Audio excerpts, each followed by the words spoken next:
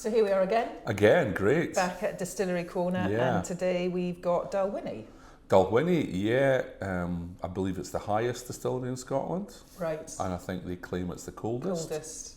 So easy to see, it's that big white building on the A9 as you drive towards Drummochta going south. It's beautiful. Oh, it's lovely. It looks lovely, I yeah. wouldn't like to live there, but it looks No. fantastic. Yeah. And it was one of the classic six, or the classic malts. So again, it's got worm tubs, so it gives you quite a meaty, sulphury new make spirit. And isn't there an interesting story which really highlights the influence of the worm tubs?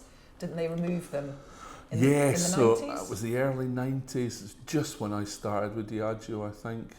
They did a refurbishment, took out the worm tubs, put in shell and tube condensers, and the character disappeared. Totally disappeared, the meaty sulphuriness was just gone. So put the worm tubs back in, put the worm tubs back in because it was a classic malt, put the worm tubs back in, and there was the new make spirit, meaty, sulphury again. It's all to do with copper contact. So there's more copper contact in a shell and tube, and that strips the sulphury notes out. Whereas in a worm tub, the sulphury notes kind of go through the system and into the new make spirit. But this is interesting because it's very, you don't really sense the sulphury. No, you don't at all. So what you get is sort of really light, fresh floral notes, fruity notes that you get from the fermentation, and also the impact of the ex-bourbon casks. Yeah.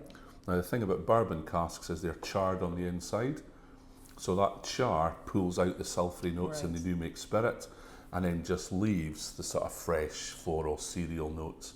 It's a bit similar Dalwhinnie, Glenkinchie, Cragganmore, all that style of whiskies. Yeah. So with the worm tubs. But this one, it's not the standard 15-year-old. This is the Winter's Gold. So non-age statements. Non-age statements. Core But it's part of the core range. Yep. It was one of the whiskies that was developed for the Game of Thrones. Oh yes. The Game of Thrones series is this one, the Winter Gold. So it's younger, obviously, but it's still fresh and fruity in the nose, and you've got that impact of the bourbon casks. And I'm not sure what the percentage is. 43. yeah, very gentle on the palate, but fruity and sweet. A very easy whiskey to drink. So the thing about Winter Gold is it was distilled in the coldest period of the winter. Okay. So you get less reflux, and you get a bit more of a bolder whiskey.